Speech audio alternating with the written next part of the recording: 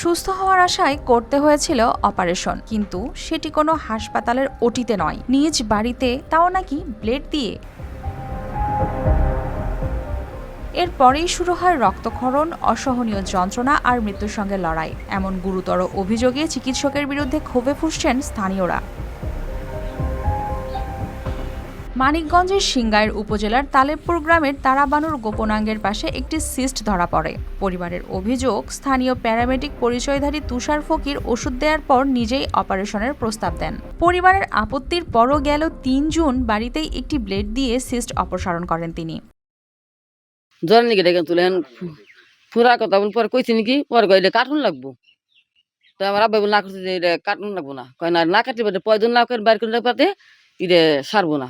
পরে গুরুতর অবস্থায় রোগীকে একটি বেসরকারি হাসপাতালে নিয়ে গেলে চিকিৎসকরা আবারও অপারেশনের পরামর্শ দিলেও অর্থের অভাবে তা করাতে পারছেন না তার পরিবার। তাহলে আমাকে অনুমতি নিলে না কাটলো, ও তো একটা কষাইছে খারাপ। কাটার পর মনে করেন সিরাপ হয়ে গেছিল, তারপর মনে করেন ছিলাম পরে ভর্তি করছিলাম। স্থানীয়দের অভিযোগ, এর আগেও এই ব্যক্তির বিরুদ্ধে ভুল চিকিৎসার একাধিক অভিযোগ উঠেছে। আমি জানি তুষার ডাক্তার না, এমনিই পাত্র দিল্লি ট্যাবলেট টুবলেট বেছে, এখন আসে অপারেশন করবে। আমার আব্বু লো প্রেশার ছিল, তখন দেখা গেছে তাকে ওই স্যালাইন করছে, স্যালাইনের সাথে নানান রকম বিভিন্ন রকম ইনজেকশন করে ওনার প্রেশার 250 উনি স্ট্রোক করে মারা যান।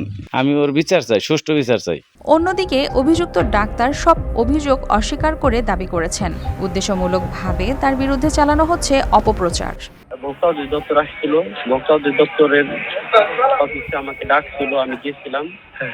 যাওয়ার পর আমার কাছে কাগজ চাইছে, আমি আমার সার্টিফিকেটগুলো দেখাইছি স্যারকে।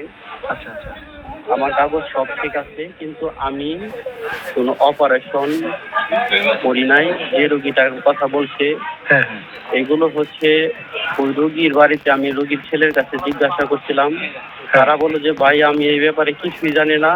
এরকম কয়েকজন লোক আমি বাড়িতে না থাকা অবস্থায় সাংবাদিক আইনে আপনার এগুলো হয়তো বা শত্রু, তারা এগুলো আইসা সেরা একটা ঝামেলা তৈরি করার প্রক্রিয়া করতেছে।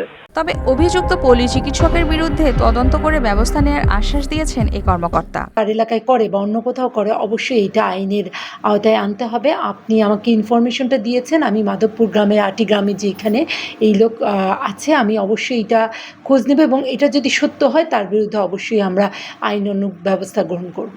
ভুল চিকিৎসার অভিযোগ কতটা সত্য সেটি তদন্তেই স্পষ্ট হবে। তবে এমন অভিযোগের পর গ্রামাঞ্চলে অনিয়ন্ত্রিত চিকিৎসা সেবা ও ভুয়া চিকিৎসকদের বিরুদ্ধে কার্যকর নজরদারি জোরদারের দাবি জানিয়েছেন স্থানীয়রা।